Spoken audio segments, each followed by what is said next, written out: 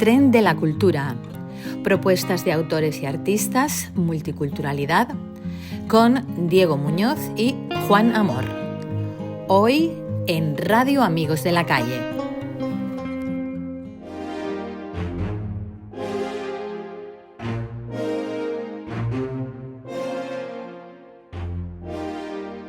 Bienvenidos a Radio Amigos de la Calle.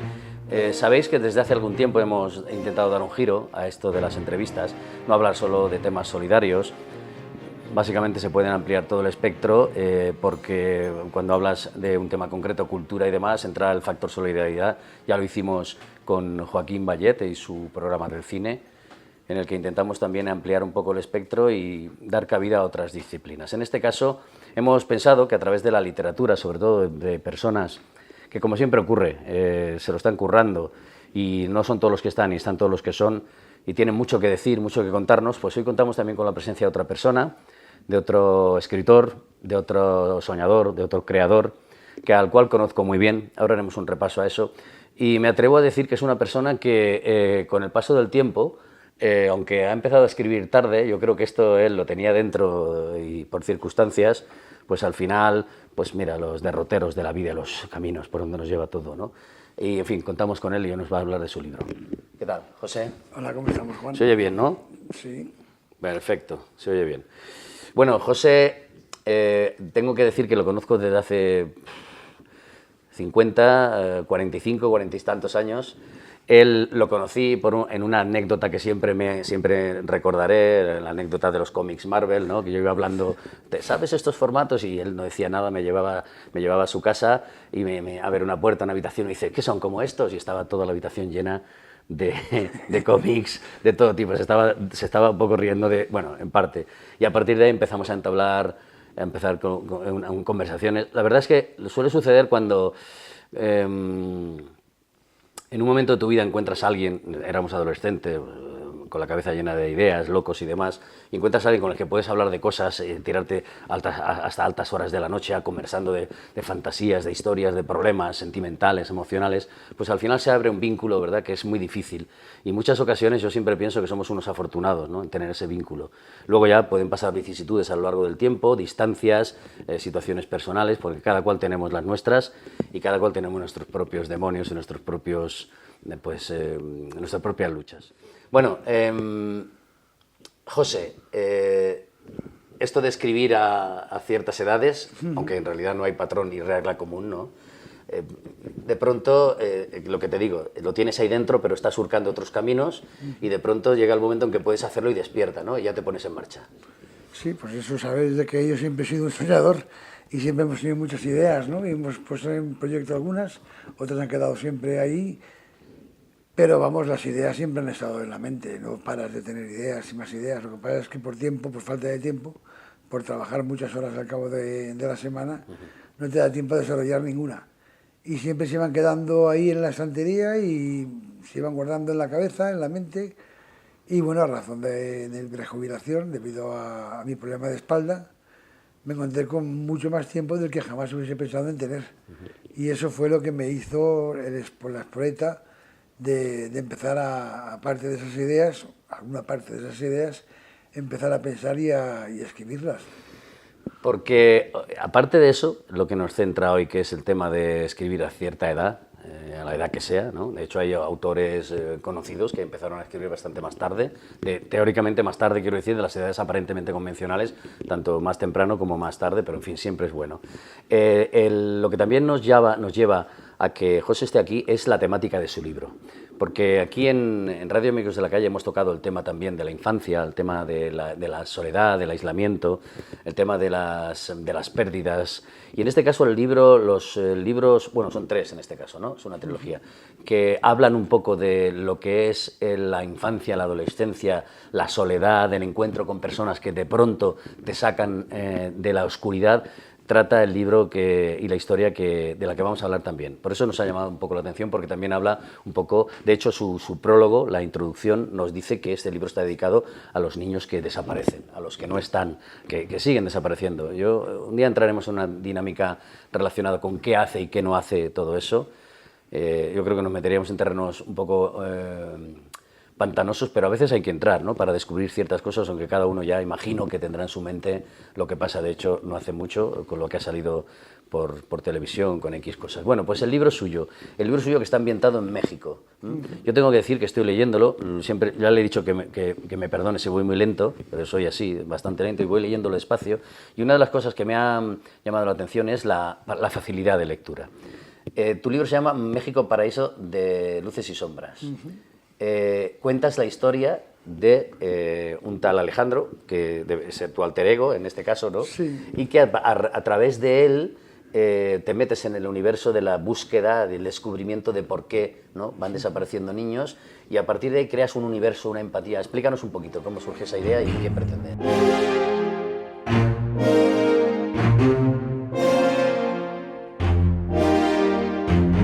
Bueno, la idea surge a razón realmente de un viaje que hicimos a México. Cuando viajé a México, pues allí estuve en un paraíso, y ahí fue donde yo realmente empecé a imaginarme este libro. Lo que pasa es que entonces estaba trabajando y fue otra de las ideas que se quedaron en la estantería. Ajá. Pero a razón de quedarme ya jubilado o prejubilado, fue cuando empecé a darle vueltas al tema, y a razón de ese viaje fue cuando empecé a sacar ideas y empecé a pensar. Alejandro Ferrer, que es un periodista en paro, en caído en desgracia, está realmente, es un Frankenstein, porque es una idea parecida a lo que es mi marido, que tiene la edad de Alejandro Ferrer, con mis pensamientos, mi forma de pensar. Ajá. Entonces es un poco, por ese motivo lo hago tan realista, porque es como actuaría yo, pero con el cuerpo de él. Entonces intento, pues eso, pues darle un realismo a la historia, basándome en personajes que yo ya he visto. Ajá. Por ejemplo, Los niños de la calle, tú sabes que yo llevé un equipo de futbito, ¿no? Pues bueno, pues muchas personalidades son de esos niños, que los he cogido un poco zombie, un poquito de aquí y de allá. Diego, ¿verdad? Diego, por ejemplo, Diego es un personaje que tiene la edad de mi hijo y al mismo tiempo tiene la picardía de alguno de esos chiquillos, ¿no? Entonces, bueno, por mi trato con ellos, pues he tenido la suerte o la oportunidad de conocer cómo se desarrollan. También yo de niño, que yo también he sido muy Diego en su momento, y bueno, pues un poquito de aquí, un poquito de allá, he ido construyendo esos personajes, dándoles el realismo, porque básicamente yo intentaba en cada escena meterme dentro del personaje y actuar como yo pienso que ese personaje debería de actuar. Sí. De ahí ese realismo. Luego son niños en la calle. Sí, bueno, pero una de las cosas, desde mi punto de vista, esenciales e importantes de la historia, aparte, repito que estoy comenzando, es la frescura. Para mí hay mucha frescura, ¿no? Y luego observo que hay una doble intención siempre en todo, ¿no? Una doble intención en cuanto a los vínculos que se establecen en un principio y que luego van a tener más peso, ¿no? Van saliendo las relaciones entre Alejandro y cómo descubre lo que ocurre allí. Bueno, pero aparte de todo eso, aparte de toda esa mezcla que haces ahí, ¿qué es lo que pretendes también? O sea, ¿cuál es tu objetivo a la hora de, aparte de, bueno, de escribir Desarrollarme porque me apetece, porque toda la vida me ha apetecido y nunca he tenido tiempo. Realmente yo soy un escritor frustrado porque nunca he tenido tiempo. Entonces, al tener tanto tiempo, deseaba tener esa oportunidad de escribir, por el mero hecho de poder disfrutar escribiendo. Luego también me gusta, lógicamente, me gustaría que me leyesen. Pero yo, habiendo escrito la historia, me siento satisfecho. ¿Y en la historia qué pretendes contar, aparte de todo Dentro de la lo que... historia era muy evidente. Yo tenía claro de que quería reflejar el paraíso que es México con sus sombras y al mismo tiempo pues, reflejar el dolor de los niños desprotegidos, abandonados, olvidados, que nadie se fija de que existen. Claro. Porque no es lo mismo tener tu hijo o el hijo de tu vecino o tu primo o tu sobrino que ser un niño callejero que igual te roba la cartera y que dices que tal vez mejor estaría en la cárcel, en un orfanato. Y esos niños también tienen vida, claro, y tienen sentimientos. Además hay un elemento fundamental ahí que es precisamente ese, ¿no? El hecho del pasado de cada uno, ¿no? Es decir, porque aquí generalmente en un mundo como este en el que criticamos todo y lo sabemos todo, a veces no nos centramos en que todo el mundo tiene su propio pasado y eso no justifica todo, por supuesto. Pero sí que es cierto que esa infancia, que es donde se centra el dolor, el sufrimiento, el bloqueo, ¿no? De todos esos miedos, al final sale a la luz en un mundo como este y tiene la suerte de que en este caso encuentra al personaje, que yo creo que es un encuentro, como se dice, una crónica de un encuentro anunciado, ¿no? Era como si se tuvieran que buscar separar y se tuvieran que encontrar, ¿no? Y luego otra faceta también que considero hasta ahora, todo lo que voy leyendo, es el ritmo de la historia, el ritmo. Hoy hay lectores para todo tipo de ritmos y está muy bien, ¿no? Que haya todo tipo de gustos y demás, pero es un ritmo que se puede leer bien, es decir, no te enganchas en cuanto a... sí que es cierto, y esto te lo voy a preguntar para ti, que hay unas...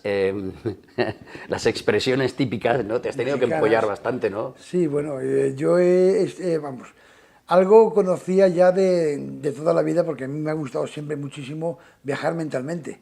Entonces me gusta mucho ver documentales, me gusta mucho leer cosas. He vivido muchas experiencias más en mi casa, pero también me ha gustado mucho siempre hablar con gente. He hablado con argentinos, con sudamericanos, con colombianos, con venezolanos, con dominicanos, mexicanos también.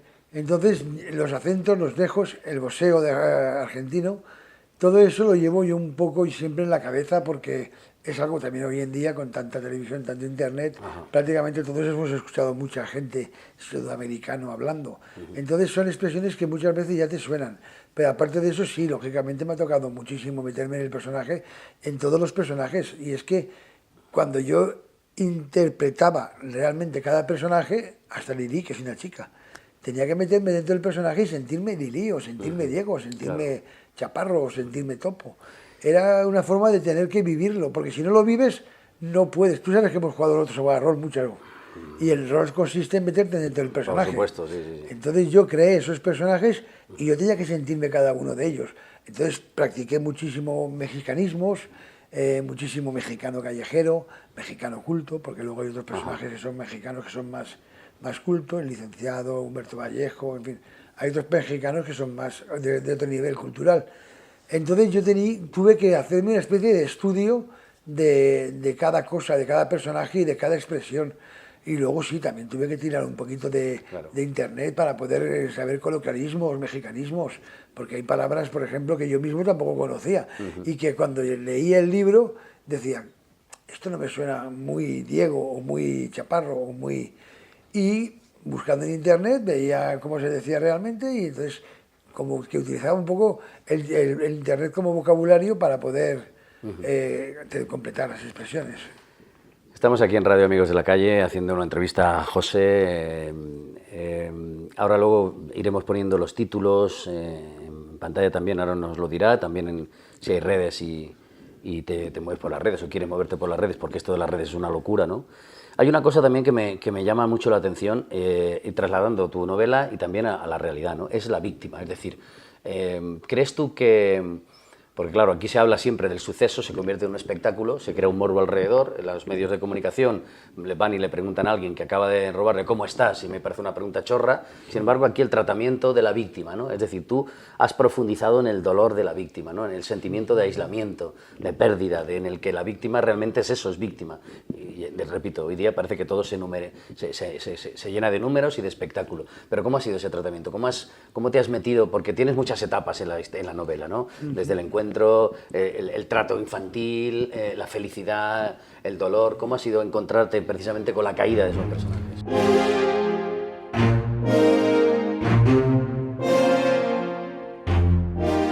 Bueno, yo en todo momento siempre traté de que los personajes fuesen tratados con muchísimo respeto. O sea, no que en ningún momento en la novela me aprovecho del dolor, ni lo maximizo, ni hago que sea espectacular. Lo trato siempre con todo el respeto del mundo e intento procurar que, en ese caso, el narrador no entre dentro de los pensamientos de los niños y le respeto tanto de que prefiero que no se sepa más que se sientan. O sea, que el lector, al ver las expresiones, la forma, los gestos, entienda más de lo que realmente dice el personaje. Claro. Hablo mucho con los silencios. Entonces, procuro de que la persona que esté leyendo la novela que sienta lo que siente el personaje más que el personaje le diga lo que le ha pasado.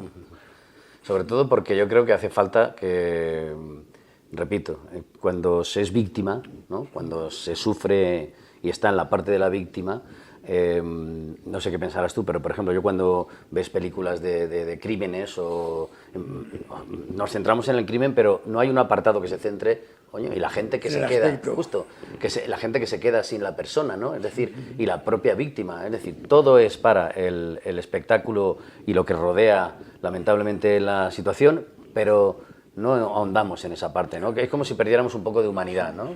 Sí, porque lo que se hace sobre todo a nivel cine y luego a nivel periodismo ocurre igual. Se centra en el espectáculo, en sacar la persona llorando, sacar el muerto, sacar la persona que ha desaparecido, la foto, para que todo el mundo sienta la pérdida, pero no se piensa en el proceso de sufrimiento de esas personas. Entonces yo intento no centrarme para nada en ese espectáculo y en cambio sí centrarme un poco en el proceso de sufrimiento de esa persona, cómo lo siente. Ya te digo, y juego más con los silencios que con el narrador expresando cómo se siente la persona. Hemos dicho que tienes 3 libros, estamos llegando a la parte final, ya sabéis que nosotros hacemos 20 y tantos minutos un poco para abrir de boca y luego que cada cual ya busque... Son 3 libros, no es una trilogía. El primer libro se llama, dinos los títulos y también luego, pues donde la gente en principio puede leer o puede buscarte para que... Sí. Bueno, la trilogía comienza con Paraíso de Luces y Sombras, que es el que ya estoy publicando por Wattpad, la plataforma de Wattpad. Y entrando en Wattpad, ¿qué habría que poner? ¿El título o tu nombre? Poniendo el nombre, o sea, el título, lógicamente, sí, es mejor poner el título porque ahí entro con un seudónimo, lógicamente. Muy bien. Entonces, es mejor poner el título, ya que por mi nombre no sé si se podría llegar a encontrar. Supongo que sí, pero no lo tengo claro. Mejor Paraíso de Luces y Sombras. Y por ahí sí que ya entrarías directamente. Y ahí estás metiendo los libros. Y luego tienes intención de hacer algo por redes y demás, por si la gente quiere luego... Como sabes que esto de las redes es una locura, ¿no? Le estoy dando vueltas al tema del TikTok, sobre todo. Más que YouTube, porque YouTube no lo sé yo si sabría hacer un programa de 10-15 minutos. Pienso que vídeos cortos de 2-3 minutos en TikTok podrían funcionar mejor a nivel de promoción y para conocer a los personajes, porque en 2 minutos conoces a un personaje. Valentín, ¿qué es para ti Amigos de la Calle? Amigos. Amigos, lo demás sobra, ¿verdad? Muy bien, a ti, hasta luego. Y esa sí que es mi idea que llevo dándole vueltas. O sea, en principio, para encontrarte a ti sería en Wattpad, la aplicación Wattpad, ¿no? Y buscar Paraísos de Luces y Sombras, y a partir de ahí aparecen lo que eres, escribes y demás, ¿no? Exactamente. Bueno, pues para terminar, si quieres, vamos a tocar un poco por encima, luego ya en otro momento, una reflexión tuya acerca del significado de tu libro, pero en cuanto a lo que tocas, al tema que tocas, porque es real. Esa es la desgracia, ¿no? Es decir, tú no estás haciendo una ficción, bueno, estás ficcionando una historia, pero basada evidentemente en cosas que suceden realmente, ¿no? Porque lamentablemente siguen desapareciendo. Entonces, meterte tú desde fuera para sensibilizarte con el dolor, como hemos hablado antes, ¿no? De las víctimas, de lo que es la víctima, y decir, voy a escribir unos libros acerca con el trato que le estás dando a ello, como has dicho, acerca de esto, ¿qué supone para ti meterte en algo tan jodido?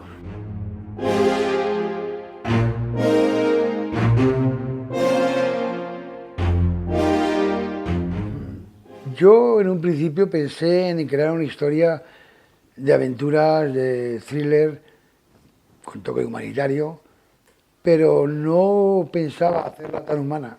Yo me sorprendí a mí mismo porque conforme me metí dentro de los personajes, noté ese dolor de esos personajes y eso me hizo hacerla mucho más humana hasta el punto de que se convirtió en una historia humana más que un thriller. Sí. Yo digo que ahora que es una historia humana, pero como telón de fondo es el thriller.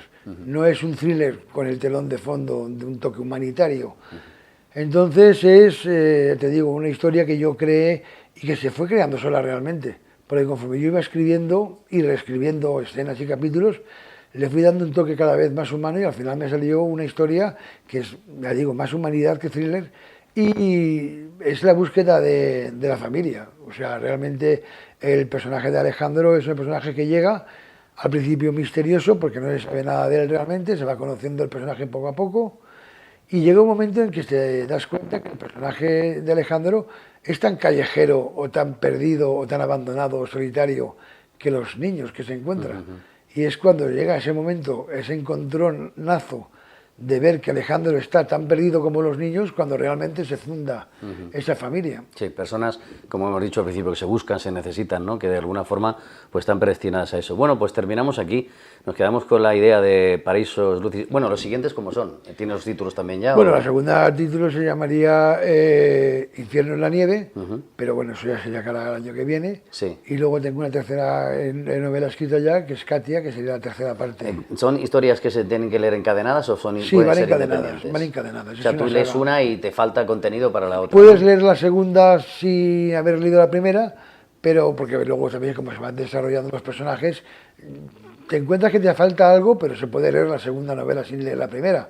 Pero bueno, no deja de ser una saga. Y supongo que a partir de ahí más cosas, ¿no? Cuando termines Sí, con esto, ¿no? ya tengo un par de ideas. Es lo que hace la cabeza de Claro. que no está, ¿verdad? Ya tengo un par de ideas y es más, estoy ya desarrollando una idea que aún la tengo nada más que en la mente, pero ya estoy dándole vueltas a ella. Sí. Mándales un mensaje, no sé, a la gente, mucha gente piensa, bueno, es que tal y como está el patio hoy día, a ver, no quiero negativizar ni llenar de pesimismo a las personas, ¿no? Porque hoy día, al revés, está proliferando la escritura, la gente, ¿no? Está volviendo la escritura. El tema de los concursos es otra historia, ¿vale? Que podríamos tratarlo de otro modo y con personas que se podrían implicar en lo que en ese universo si quisieran, ¿no? Pero bueno, tú ahora con cierta edad pues te has lanzado y el mensaje positivo es ese, que se puede y que es necesario, sobre todo cuando uno ya necesita plasmarlo, ¿no? Y compartirlo.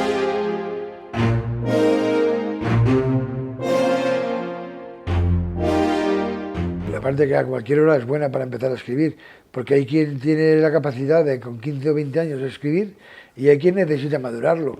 Luego también muchas veces, como en mi caso, debido a falta de tiempo. Yo igual si hubiese tenido tiempo, igual hubiese empezado a escribir con 25 o 30 años. No, y hay gente que con 15 y 20 tiene y no lo hace, o sea que, en fin, total. Pero bueno, lo importante es que está aquí, lo importante es que nos habla de su libro Paraísos y Sombras, que también encierra una dosis humanitaria, solidaria, la búsqueda de la familia, como él ha dicho, y vamos a centrarnos en ello, leerlo con calma, con tranquilidad, y a partir de ahí todo lo que ya vaya saliendo, ya sabéis que aquí en Amigos de Radio, Amigos de la Calle, bueno, y luego a partir de ahí también, si él se abre sus propios TikToks y tal, ya los iremos anunciando. ¿Alguna cosa más? Nada, solamente que eso, que da gusto ver que realmente la cosa, el gusanillo de la lectura se está activando, sobre todo la gente joven, también Sí, la gente mayor, sí. pero la gente joven que parecía que se habían dedicado mucho al tema Menos de la mal, televisión, menos mal, sí. en cambio sí están leyendo mucho. Hoy he estado en la Feria del Libro, ahí en Valencia, ahí en Viveros, y me he quedado sorprendido. Además, creo que han abierto editoriales independientes, algunas nuevas, ¿no? Que Sí, eso está muy bien, sí. Pues me he quedado sorprendido porque he ido a ver a nuestro amigo Tony Fernández y como trabaja al lado justo de Viveros, pues me lo ha dicho él, dice, está abierta y tal la Feria del Libro, podrías acercarte, total, que me ha acercado por curiosidad. Increíble la cantidad de chavales que hay ahí. Muy bien. Están ahí. Menos mal. Sí. Bueno, y otra pregunta así un poquito trampa, con la llegada de la IA que nos va a sustituir, que habrá que hacer 2 tipos de concursos o de realidades. La realidad intelectual. La IA no puede jamás sustituir a... ¿Piensas que no? ¿Que no ocurrirá nunca? Imposible, porque a la IA le falta una cosa muy importante que por no ahora. tiene. ¿O qué? Yo creo que nunca. A mí miedo me da, ¿eh? La capacidad de crear y el corazón, la IA no la tiene. Tú a la IA le puedes preguntar sobre un experimento y te la va a decir mejor que el mejor científico. Sí, claro, del por mundo. supuesto. Pero pregúntale por qué siente un chaval con una chavala y a ver qué te responde. Esperemos que no den ese salto. Pues nada, José, eres José Francisco Matarán Montañés, el libro México, bueno, Paraísos y Luces y Sombras, y a partir de ahí los siguientes. Y nada, esperemos que aquí lo podamos contar y también haremos un seguimiento. Ya sabéis, Wattpad, Paraíso de Luces y Sombras, y cuando salga en el TikTok, pues ya lo iremos anunciando. Ya sabéis que nosotros subiremos esto en YouTube, en la página de Radio Amigos de la Calle, que podéis entrar y verlas, las entrevistas, y también a iVoox, lo mismo. ¿De acuerdo? Venga, pues nada, muchas gracias, José, como siempre. Nada. Un amigo que desde hace muchísimo tiempo hemos compartido estas cosas que dices que solo se comparten una vez y que no vuelven a repetirse, y ahí quedan nuestras historias, el guantazo que me pegó con lo de los superhéroes, ¿no? Que todavía siempre se lo recuerdo. Pues nada, hasta ahora, hasta aquí Radio Amigos de la Calle. Gracias a todos, el viaje continúa.